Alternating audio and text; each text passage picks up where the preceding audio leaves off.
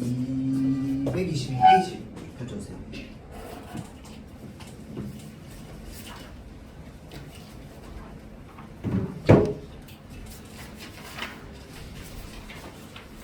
자, 56번.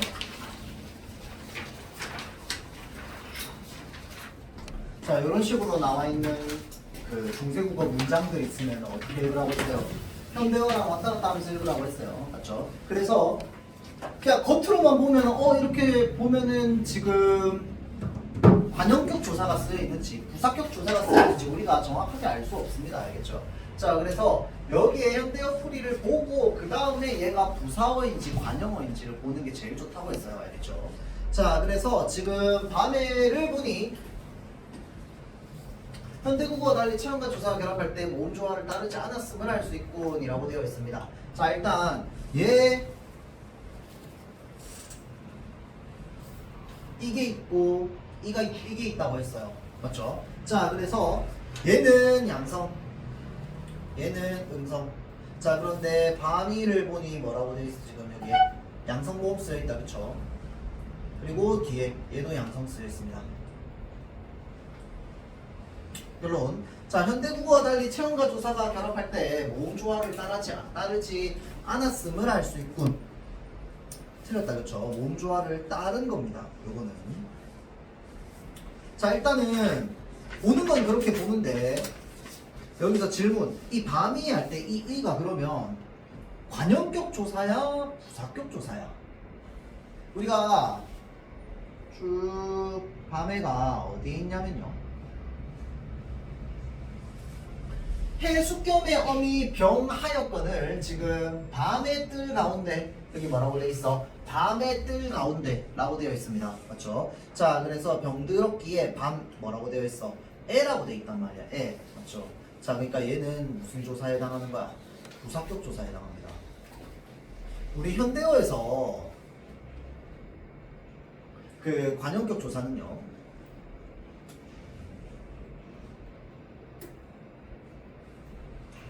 의 하나밖에 없습니다. 알겠죠? 의 하나밖에 없어요. 그런데 지금 밤애라고 돼 있잖아. 그럼 얘는 관형격 조사가 쓰였다. 그러니까 앞에 뭐 유정체언이니 뭐시기 뭐 이런 말이 쓰면 안 됩니다. 알겠죠? 뭐 시옷이 쓰이니 뭐 유정체언이 쓰이니 무정체언이 쓰이니 이런 말 나오면 안 되는 거야. 알겠죠? 자, 그래서 얘는 부사격 조사로 쓰였다. 까지 좀 알아두세요. 자, 그 다음에 머리 조화려 빌더니 조화를 보니 현대국어와 달리 반치음이 표기에 사용되었음을 알 수 있군. 맞는 말이죠. 비저를 보니 비저는 요 술 비저겠다. 그렇죠? 술 비저. 자, 현대국어와 달리 이어적게 사용된 거 맞죠? 자, 의원 다려라고 되어 있습니다. 다려. 다려가 어디에 있는데? 자, 조리라 하연을 의원 다려 무르디라고 되어 있습니다. 이 다려 뭐라고 되어 있어요? 밑에 의원 의사한테 물으니 누구누구에게 누구누구한테.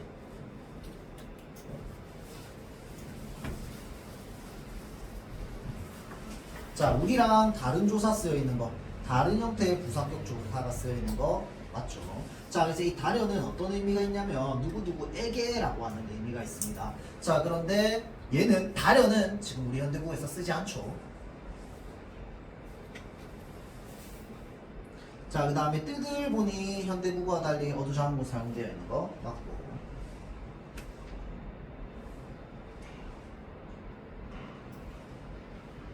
자, 그 다음 57번.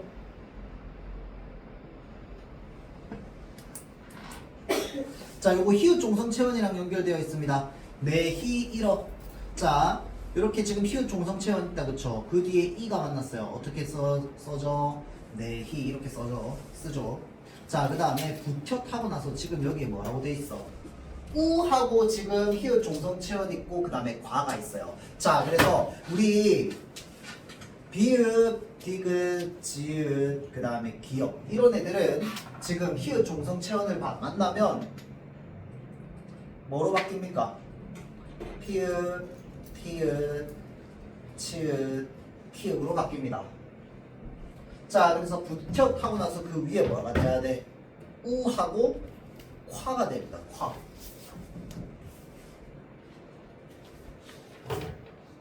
자, 다음 58번.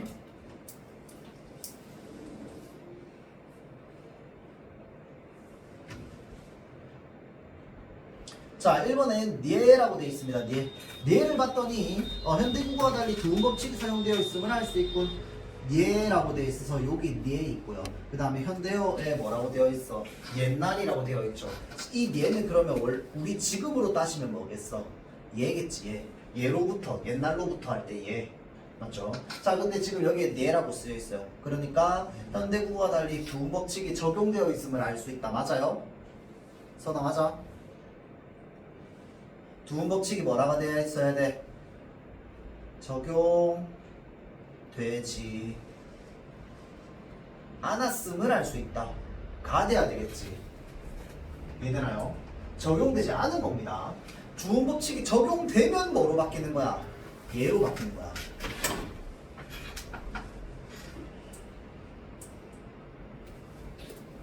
자, 그 다음에 뿌리고 쓸면을 보니 현대국어와 달리 초성인 다른 두 개의 자음이 함께 쓰였다. 맞는 말.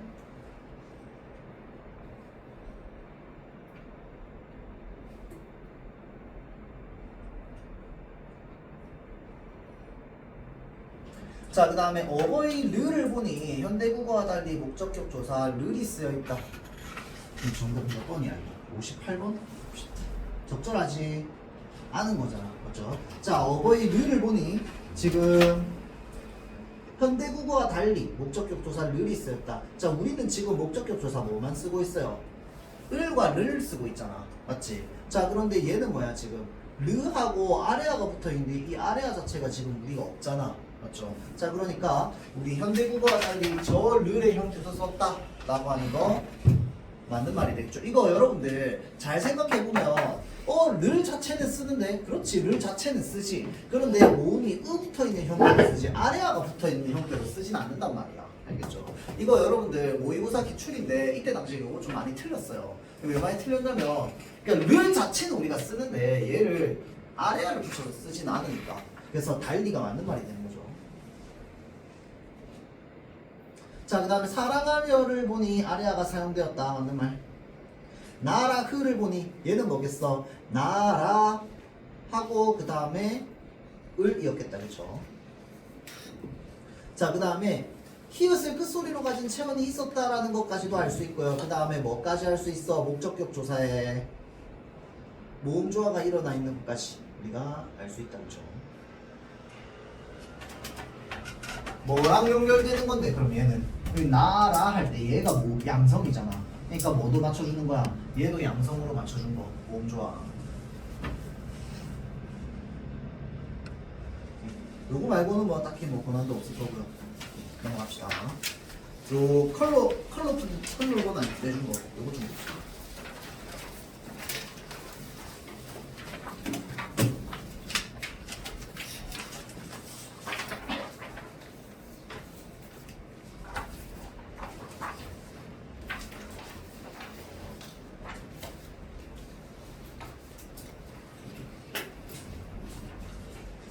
자, 그래서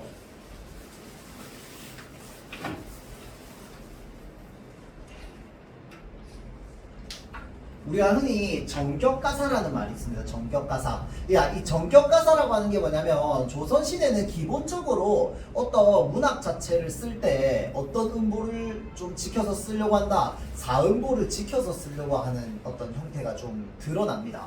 자, 그 다음에 시조들 같은 경우에는 항상 맨 마지막 줄에 예를 들어서 시조가 한 줄, 두 줄, 세 줄 이렇게 나오면 이 마지막 줄의 첫 음보 종장의 첫 음보는 삼음절로 고정이 되어 있단 말이야. 근데 가사문학, 그러니까 송리인곡 같은 가사문학도 가사가 막 이렇게 쓰여 있어. 써 있다가 맨 마지막 줄 있죠. 맨 마지막 줄. 요 맨 마지막 줄에 똑같이요. 첫 음보가 3음절로 고정되어 있습니다. 자, 그리고 대체로 글자 수도 3, 5, 4, 3 이런 식으로 좀 맞춰져 있는 경우가 많아요. 알겠죠? 자, 그래서 우리가 이러한 형태를 정격가사라고 한다. 자, 그 다음에 3, 4조 4음보의 연속체. 아까 쌤이 방금 4음보는 얘기했고요. 자, 그 다음에 3, 4조 차라리 차라리 백길애가 물가에 보려하니 뭐 이런 식으로. 자, 그래서 차라리 백길애가 뭐 물가를 보려하니 이런 식으로 세 글자 네 글자 세 글자 네 글자 이런 식의 반복이 이루어지고 있습니다. 자, 그래서 우리가 보통 3, 4조 4, 4조 이런 애들을 뭐라고 하냐면 음수율이라고 합니다. 음수율이라고 하는 건 글자 수를 바탕으로 만들어내는 운율이죠. 그 다음에 4음보의 연속체 얘는 음보로 만들어내는 율격이다. 음보율.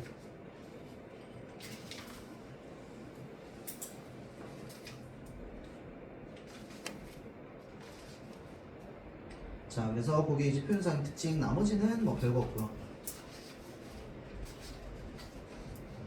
나머지는 여러분들 여기 정리되어 있는 거 그냥 쭉 보다 보면 충분히 잘 머릿속에 들어올 겁니다. 그렇죠? 지금 일단은 여러분들 그게 있으면 안 돼. 그러니까 내가 그냥 본문을 원문으로 쫙 읽어봐. 본문을 원문으로 쫙 읽어보는데 단 하나의 한자어도 내가 무슨 뜻인지 모르는 게 있으면 안 돼. 알겠죠? 자, 그래서 왜냐면 어차피 여러분들 원문으로 나온다라고 선생님이 콕 집어서 얘기한 건 무슨 말이냐면요. 원래 속미고 다 원문으로 나와요. 학교 시험에. 대부분 다 학교 시험에 원문으로 나오거든. 근데 선생님이 원문으로 나온다라고 콕 집어서 얘기한 이유는 뭐냐면요. 원문에 나오는 어떠한 한자나 특정한 이게 지금 시대에는 쓰지 않는 단어들 있죠. 이런 것들을 콕 집어가지고 이제 문학 작품 속에서의 의미라든지 실제 의미라든지 이런 걸 물어보겠다는 뜻입니다. 선지에서. 알겠지? 그러니까 여러분들이 지금 각자 내가 알고 있는 부분이랑 좀 애매하게 알고 있는 부분이 다 다를 거고요. 그 다음에 나오는 단어들 중에서도 이거는 내가 확실하게 아는데 이건 좀 애매해 싶은 것들이 좀 각자 다 다를 겁니다. 그래서 여러분들이 그 본문들을 쭉 읽으면서 웬만하면 그냥 아무것도 안 적혀있는 본문들 있잖아. 이런 거 내가 그 학교 시험지들 막 스캔해가지고 여러분들 뽑아서 주고 그러잖아. 자, 그래서 여기에 있는 걸 쭉 읽으면서 적어도 여기에 있는 모든 표현들이 다 어떤 의미인지 모르면 안 된다는 거야. 알겠죠? 자습서 보면 뜻 나와 있으니까 아는 건 당연한 거고. 알겠지? 학교 필기 보면 기억나는 것도 당연한 거고. 그게 아니라 그냥 이렇게 적혀 있는 걸 보면서도 이게 전부 무슨 말인지를 진짜 하나도 빠짐없이 다 알아야 돼. 그러니까 가끔씩 속미국 시험 칠 때 좀 너무 단어도 많고 문장도 길고 말도 많고 막 이러니까 어떻게 하려고 하냐면 여러분들이 그냥 전체적인 줄거리만 다 알고 있는 거야. 그러니까 이제 각시님 2명 나오고 이제 을묘가 나와가지고 감녀한테 물어보고 뭐라고 대답하고 어떤 사연들 나오고 그거 다 알아. 다 아는데 이거 보면은 그게 어디에 해당하는지 무슨 말인지 모르고 그냥 문제 푸는 학생들도 생각보다 되게 많거든요. 귀찮으니까 하나하나 보면 되는데. 자, 그래서 여러분들 지금 시간에 해야 되는 것들은 내가 모르는 게 있으면 안 되기 때문에 그런 것들을 하나하나 보면서 좀 체크를 할 수 있도록 합니다. 그렇죠? 그거 말고는 뭐 딱히 별다른 거 없고요. 자, 그 다음에 진달래꽃 봅시다. 뒷페이지.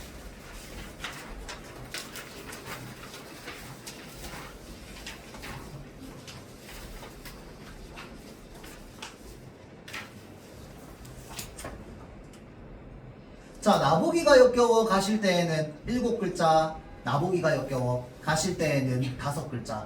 자, 그래서 우리가 보통 7호조라고 이야기합니다. 마찬가지로 얘도 뭐에 해당해? 음수율에 해당해. 자, 그 다음에 진달래꽃은 변칙적인 형태의 3음보가 나온다고 했어요. 나보기가 역겨워라고 해서 2음보 나오고 그 다음 행에 가실 때에는 1음보 나오고 맨 마지막에 죽어도 아니 눈물 흘리오리다. 말없이 고이 보내 드리오리다. 라는 식으로 해서 또 이제 3개의 음보가 나온다고 했어요. 그래서 2, 1, 3의 음보 형태가 계속 반복된다고 했었죠. 자, 그래서 반복과 변주의 양상을 보인다라고 하는 게 그런 부분들입니다. 그러니까 예를 들어서 뭐뭐 우리다, 뭐뭐 우리다 반복. 그 다음에 수미상관 반복. 나보기가 역겨워 가실 때에는 말없이 고이 보내 드리오리다. 나보기가 역겨워 가실 때에는 죽어도 아니 눈물 흘리오리다. 반복과 변주가 계속 일어납니다. 알겠죠? 반복과 변주가 계속 일어나요. 자, 그 다음에 3음보의 율격은 뭐랑 우리 중간고사 때 했던 청산별곡 있죠? 청산별곡. 자, 그래서 살월이 났다. 청산의 살월이 났다. 3음보. 자, 그래서 우리가 보통 3음보는 민요적인 율격이라고 보통 얘기합니다. 아리랑 아라리요. 아리랑 고개로 넘어간다. 이런 식으로 3음보로 규정이 되어 있다. 자, 그 다음에 전체적인 내용상의 특징으로 봤을 때 기승전결의 4단 구성을 가지고 있습니다.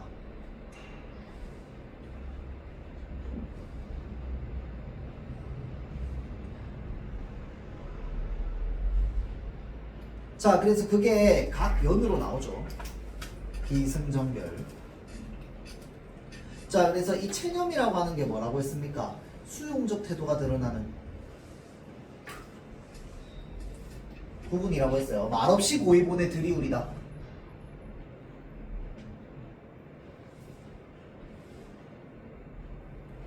자, 그래서 이 희생적 사랑이라고 하는 것이 드러나는 부분이 이제 들여밟고 꼭 가시옵소서 라고 할 때 진달래꽃을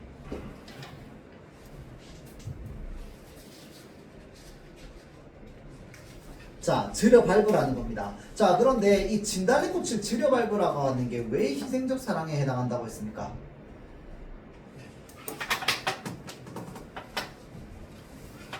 진달래꽃이 화자의 분심이기도 하기 때문에 그렇습니다. 화자의 분심이기도 하기 때문에.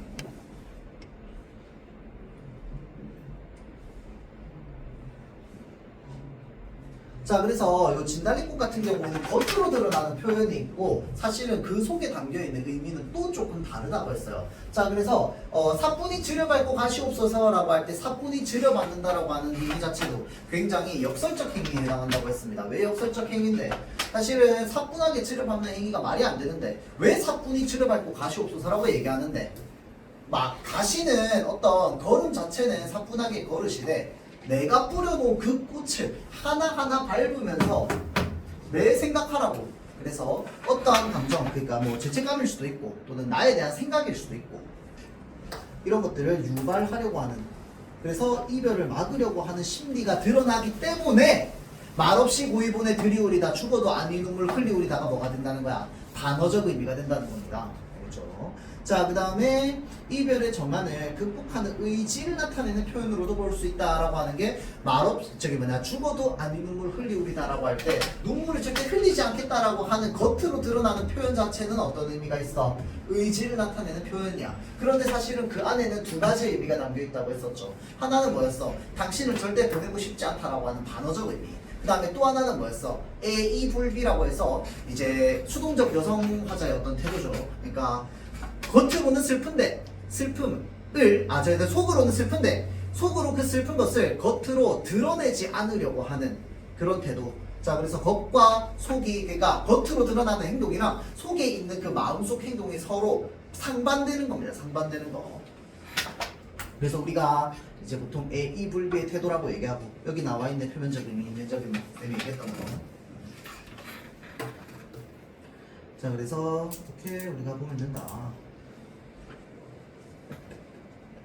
31번 보세요. 82페이지.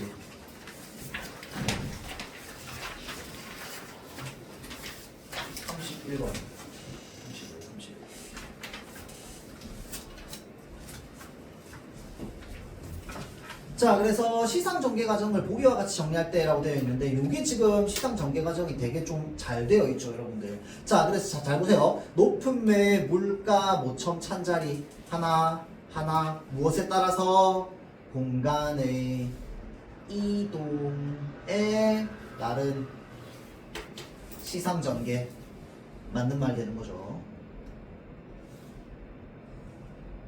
산에 있다가 물가에 있다가 그 다음에 어디로 가? 집으로. 초가집으로 들어가. 모청이라고 하는 게 초가집을 의미한다고 했죠. 자, 그래서 이 높은 산에 있을 때 내가 님을 바라보려고 하는데 나를 가로막는 방해물들은 뭐 있었습니까? 구름이야 안개야? 산에 가득 있어서 일월을 어찌 보면 지척이 가렸는데 그래서 상황 뭐야? 일월을 볼 수 없음. 자, 그러니까 해와 달도 못 보는데. 자, 그런데 여기에 나오는 이 일월이 누구를 상징한다고 했어요? 임금을 상징한다고 했습니다. 상징적 의미로서.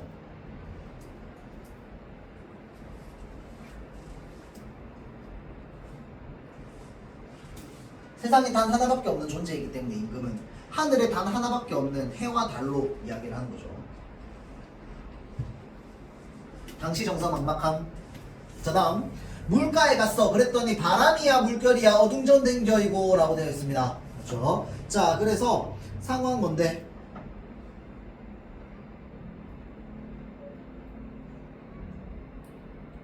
자, 빈배만 걸려 있어. 자, 그래서 이 빈배가 객관적 상가물로서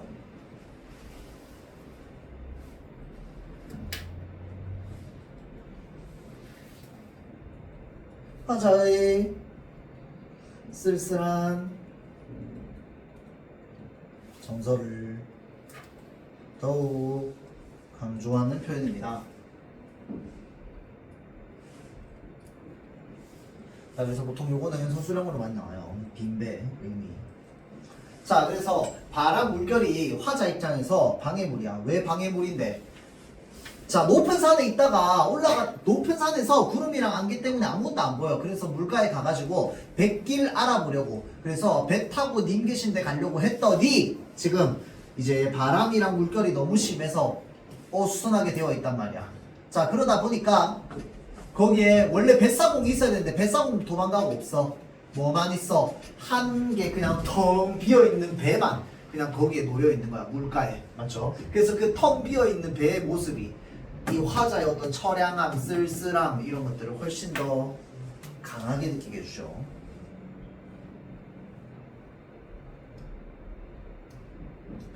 자, 그 다음에 오전된 개성. 자, 그래서 아침이 돼가지고 밤이 돼가지고 이제 모청 찬자리에 누워가지고 이제 꿈에나 님을 보려 이제 잠에 들었습니다. 자, 그래서 꿈에서 님이 나왔단 말이야. 맞죠? 님이 나왔는데 님에게 마음에 먹은 말씀 다 하려고 했더니 사례고자 하려고 했더니 목이 메어서 하지 못했단 말이야. 그래서 님을 보고 있는데 갑자기 무슨 소리가 들려? 아침에 오전된 개성, 오전에 이제 닭이 웃기고 하고 울어서 뭐 했다? 꿈에서 깼단 말이야. 맞죠? 자, 그래서 꿈에서 깼습니다. 그래서 어떠한 감정이 들어? 안타까움.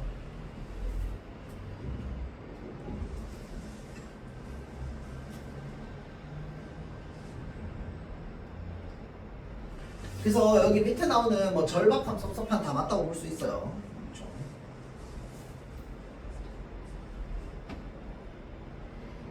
자, 그래서 요거 밑에 선지 보면 지금 요거 빼고 요거 빼고 요거 빼고 틀렸죠.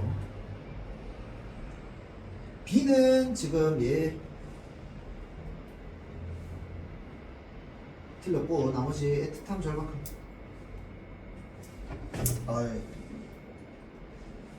자, 그래서 안타까움, 절박함, 섭섭함 중에서 지금 애틋함이랑 조급함이 틀렸죠.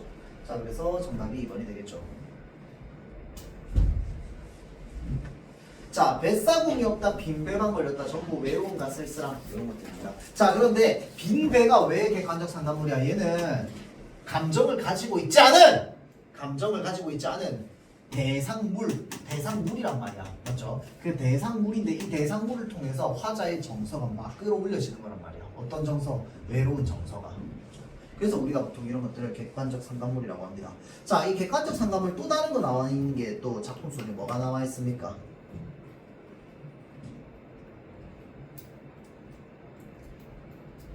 자, 반벽청등 역시 객관적 상담물이라고 했습니다. 맞죠? 자, 그래서 반벽청등 역시 뭘 드러내고자 하는 거냐면 화자의 쓸쓸한 정서를 드러내고자 하는 겁니다.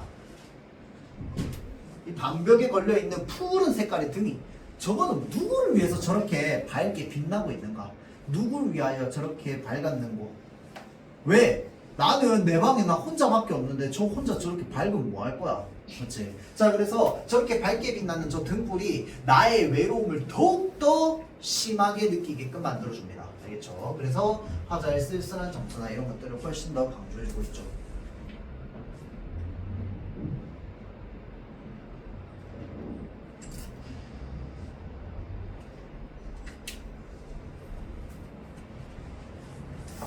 자, 다음. 자, 윗글과 보기를 비교한 내용인데 3, 4번은 좀 봅시다. 모르는 질문이 좀 나와있네요. 자, 방 안에 켜있는 촛불입니다. 방 안에 켜있는 촛불. 누구와 이별하였간데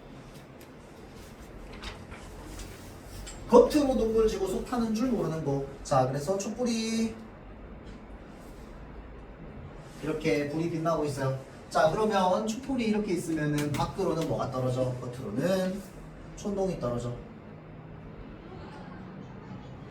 자, 그래서 요 겉으로 촌동 떨어지는 모습을 보고 뭐라고 얘기하는가? 겉으로 눈물 지고, 그 다음에 이 초의 속에는 뭐가 있어? 지금 불이 계속 불타고 있잖아. 그래서 겉으로는 눈물 지고 속 타는 줄 모르는 거라고 얘기하는 거죠. 자, 그래서 지금 이 촛불이 밝혀져 있는 모습을 보면서 마치 자신의 모습 같다고 생각하고 있는 겁니다. 그래서 방 안에 켜있는 촛불, 누구와 이별하였길래 겉으로 눈물 지고 속 타는 줄을 모르느냐? 저 촛불이 나와 같아서 속 타는 줄 모르는구나. 저 촛불, 그 다음에 나와 같아서. 자, 그래서 보통 요 촛불을 가지고 뭐라고 얘기하냐면 감정이입의 대상물이라고 이야기하죠.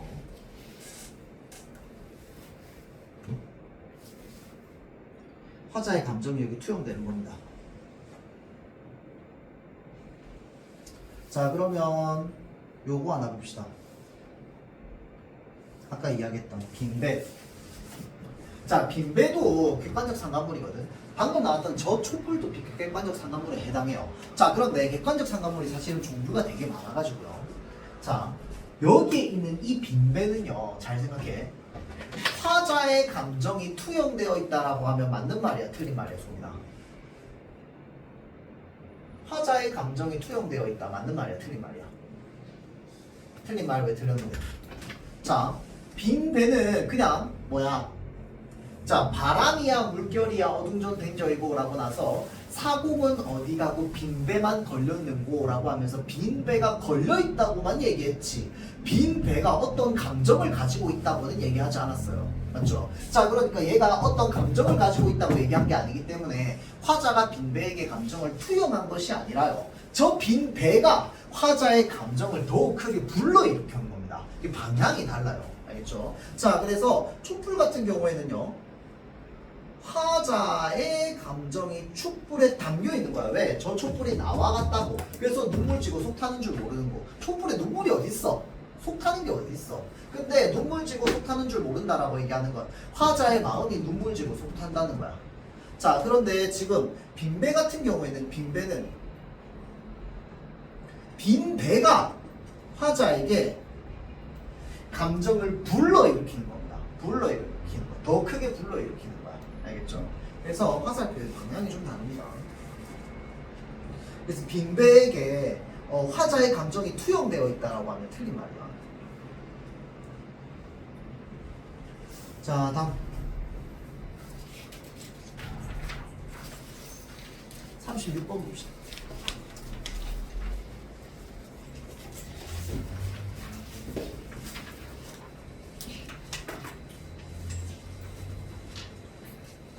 자, 윗글과 시상 전개 방식이 유사한 것이라고 되어 있잖아. 봐봐.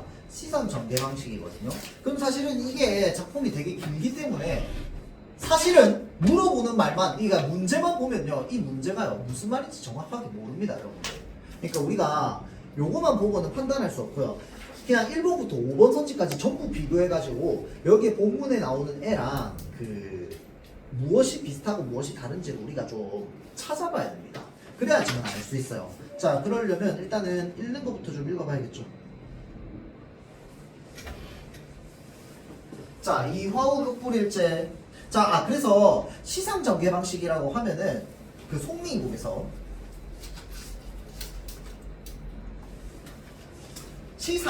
시상전개라고 하는 게 뭐냐면 시에서 보이는 어떤 이미지 또는 그것들을 이제 어떤 식으로 전개해 나가고 있는지에 대해서 이야기한다고 봐야 돼요. 자, 그래서 자, 앞에 보세요. 일단 첫 번째, 공간의 이동. 이거 아까 쌤이 얘기했죠. 자, 공간의 이동에 따른 시상전개 방식이 있다고 했습니다. 높은 뇌, 그 다음에 모천 찬자리, 이렇게 공간이 이동하는 거. 자, 그 다음에 무엇을 통해서 또 이 시상이 전개되고 있느냐?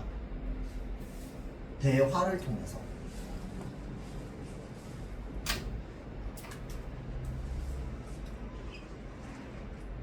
문제에서 뭘 물어본지 몰라. 읽어봐야 돼. 자, 이화우 흑불일제 울며 잡고 이별한 님. 추풍낙엽에 저도 날 생각는가? 자, 그러니까 이화, 이거 꽃이겠다, 그쵸? 자, 꽃이 한참 흑불일제 울며 잡고 이별한 님. 그럼 언제 헤어졌다는 거야? 봄날에 헤어졌다 이 말이야. 봄날에 님과 헤어졌는데 추풍낙엽이니까 계절이 언제겠어? 가을이겠지. 자, 그러니까 봄날에 꽃이 비처럼 흑불일제 울며 잡고 이별한 님이 지금 가을바람에 떨어지는 낙엽에 저도 날 생각는가 라고 하는 건 가을이 돼서도 님이 날 아직까지 생각하고 있는가? 천리의 외로운 꿈만 오락가락 하노메라 라고 해서, 자, 잘 보세요. 헤어진 님에 대해서 그리움을 표현하고 있어요. 천리의 외로운 꿈만 오락가락 하노메라 라고 하는 게 무슨 말이냐면, 어찌됐건 간에 나는 외로워. 저도라고 돼 있잖아. 저도. 이 저가 님일 거 아니야. 님도 날 생각하고 있는가? 라고 하는 건 무슨 말이야? 나는 일단 뭐 하고 있어? 나는 님 생각하고 있다 이 말입니다. 맞죠? 나는 님 생각하고 있는데 그 님도 날 생각할까? 라고 얘기하는 것. 자, 지금 헤어진 님에 대한 그리움을 나타내는 부분에서 찾아보세요. 치상 전개 방식은 아닌데 뭐가 닮아 있어? 정서가 유사합니다. 자, 근데 시상 전개 방식이라고 하는 건 뭘 말하는 거냐면 시에서 이제 줄거리를 전개하는 방식을 말하는 거야. 자, 그래서 이거는 정서가 비슷한 거지 줄거리가 비슷한, 이렇게 줄거리를 전개하는 방식이 비슷한 게 아닙니다. 공간의 이동 나오지 않고요. 대화체도 나오지 않습니다. 대신 뭐가 나와 여기서는? 시간의 이동이 나오죠. 시간의 이동.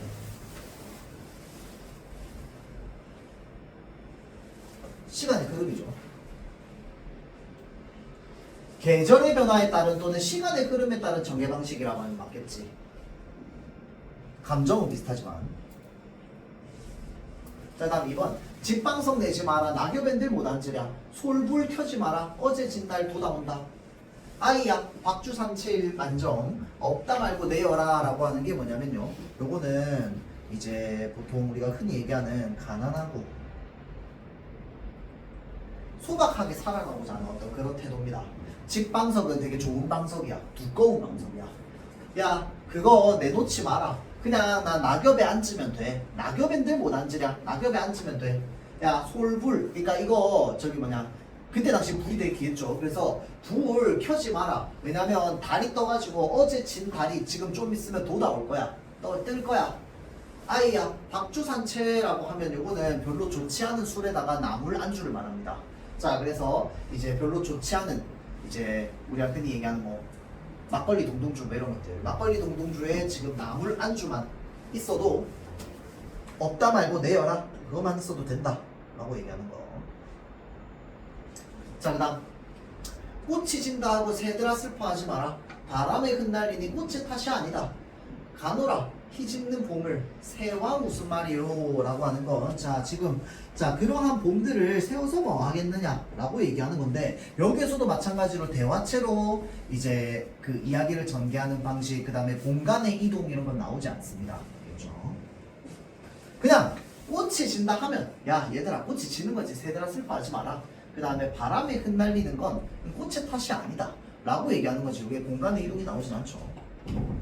자, 그 다음에 두꺼비 팔이 물고 두엄 위에 치달아 앉아서 건너산을 바라봤더니 백송골, 그러니까 송골매가 떠있거늘 가슴이 깜짝 놀라서 풀떡 뛰어서 내렸다가 그 두엄, 그러니까 골무덤 위에서 자빠져가지고 못 쳐라 날랜 나일지 망정 어혈질 뻔했다, 피멍들 뻔했다 라고 해서, 지금 이제 두꺼비가 돌무덤 위에 올라서 자기보다 약한 존재인 파리는 잡아먹어. 두엄 위에 파리를 물고 이렇게 탁 있어. 그런데 저 하늘을 봤더니 송골매가 날아다녀서 그거 보고 깜짝 놀라서 도망가다가 자빠지는 내용입니다. 자, 그래서 이것도 마찬가지로 공간의 이동에 따른 전개 또는 대화체 이런 것도 나오지 않습니다. 그렇죠? 자, 그 다음 요거는 뭐냐면요, 댁들아 동난지 4,5라고 하면서 지금 누군가에게 말하는 투로 얘기하고 있습니다. 4,5. 자, 그래서 저 장사야. 장사꾼 말하는 거예요. 장사꾼. 자, 그래서 이 동난지가 뭐냐면 개로 만든 젓갈이거든요. 젓갈. 개젓입니다. 자, 그랬더니 저 장사가 뭐라고 얘기하냐면 외골, 내육, 양목이 3천, 전행, 후행, 호, 소아리, 팔쪽 뭐 이렇게 돼 있는데 요 한자들이 전부 뭐냐면 이 개가 생긴 모습을 한자로 표현한 겁니다. 외골, 겉에 뼈가 있고, 내육, 속에 살이 있고, 양목, 양쪽에 있는 눈이 상천, 하늘을 향해 솟아있고, 전행, 후행, 앞으로 갔다 뒤로 갔다 하고, 소아리, 팔쪽, 작은 다리 8개, 큰 다리 2개, 그 다음에 청장 으스스 하는 동난지 사오 이렇게 얘기하는 거야. 그러니까 그냥 동난지 사오라고 하면 될 거를 이렇게 얘기하는 거잖아. 그래서 이런 식으로 굳이 써도 그러니까 굳이 쓸 필요 없는 한자들을 쓰는 그런 양반들의 행태를 비판하는 풍자하는 내용이거든요. 근데 지금 요거는 뭐가 나와 있냐면 그래서 그렇게 이야기를 했더니 뭐라고 대답하냐면 장사야 거북하게 외우지 말고 그냥 개젓이나 하려구나 라고 얘기하는 겁니다. 야 그냥 그렇게 거북하게 이렇게 외우지 말고 개젓이라고 대답해라. 뭐 이렇게 쓸데없이 이렇게 길게 얘기하냐 라고 해서 뭐가 나와 있냐면 이 두 사람의 대화가 나와 있습니다. 장사야 불러요. 아 거북하게 외우지 말고 개젓이나 하려구나 라고 하면서 서로 지금 대화하는 부분이 나옵니다. 그래서 이거는 이제 대화를 통한 전개 5번이에요.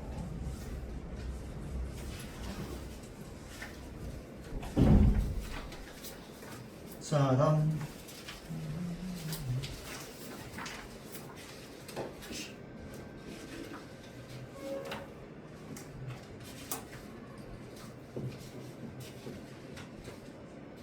자 요거 45번 봅시다. 요거는 예전에 이런 식으로 많이 나왔는데 요즘은 사실 좀 잘 안 나오는 형태긴 합니다. 요게 뭐냐면요 가시는 걸음걸음 노인 그 꽃을 사뿐히 들여밟고 가시옵소서. 원래 지금 우리가 알고 있는 본문은 그래요. 그런데 그 본문이 그렇게 쓰이기 이전 버전이 있습니다. 그 이전 버전을 뭐라고 쓰였냐면 이렇게 쓰여 있습니다. 가시는 길 발걸음마다 뿌려놓은 그 꽃을 모히나 들여밟고 가시옵소서. 자 그러면 요거만 봐봐봐. 가시는 길 걸음마다 뿌려놓은 그 꽃을 이렇게 되면 사문보가 드러나 안 드러나?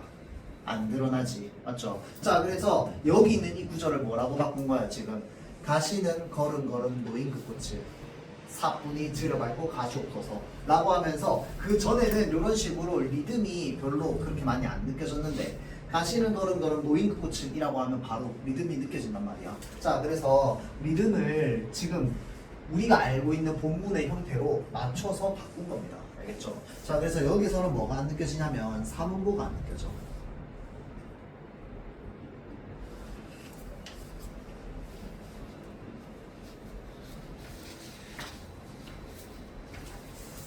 자 그래서 가시는 길 발걸음마다 뿌려놓은 그 꽃을 이라고 하면 굉장히 상세하게 적혀있지. 설명적으로 적혀있습니다. 상세하게 적혀있는데 우리가 알고 있는 부분은 어떻게 가시는 걸음걸음 노인 그 꽃을 이라고 되어 있잖아. 맞죠? 자 그래서 이것보다 훨씬 더 상세하게 안 적혀있습니다. 자 그래서 시어를 바꾸니 의미가 명확하게 드러나는 곳 봐봐. 얘가 고쳐쓰기 전이야.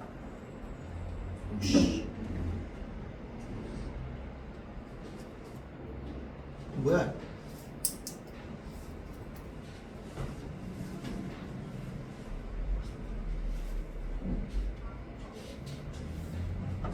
자 그러면 고쳐쓰기 전에서 우리가 알고 있는 형태로 바꾸면 시어의 의미가 명확하게 드러날까요? 아니면 오히려 더 숨겨질까요? 더 숨겨집니다. 말수가 더 줄었기 때문에. 알겠죠? 자 그래서 지금 여기에 있는 형태에서 우리가 알고 있는 나 적어줄게. 자 가시는 걸음걸음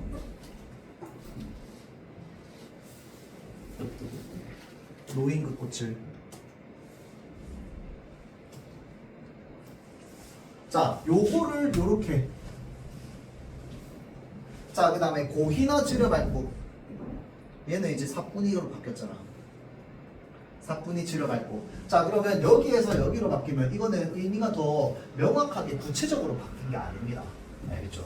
더 숨겨진 거야. 더 숨겨진 거. 숨김으로써 그러면 어떤 효과가 드러나는데?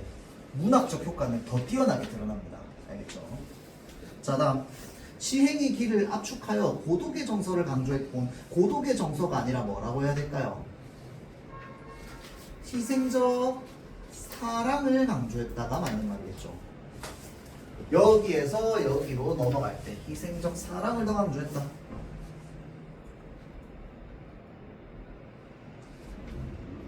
자, 다음 다양한 심상을 사용하여 자연과의 친화. 그런 건 전혀 안 나오죠.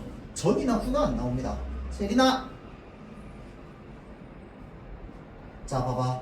시어의 교체, 글자 수의 조절, 시의 율격. 시어의 교체와 글자 수의 조절로 무엇을 맞춰? 7호조로 맞춰. 그 다음에 몇 음보로 맞춰? 3음보로 맞춰. 다시는 걸음걸음 노인급꽃을 7글자, 5글자 7호조로 맞춰. 다시는 걸음걸음 노인급꽃을 3음보로 맞춰. 자, 그런데 그 전에는 그게 안 맞춰져 있어. 맞죠? 자, 그래서 여기에서 여기로 바꾸면서 운율이 더 살게 되었습니다. 정답은 4번이에요. 4번.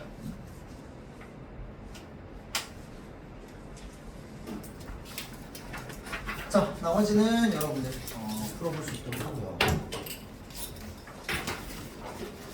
정리하고 합시다. 여러분들 혹시나 그 본문 보면서 필기를 쭉 읽어보는데 좀 잘 이해 안 되는 단어나 좀 애매한 단어 있으면 질문하세요.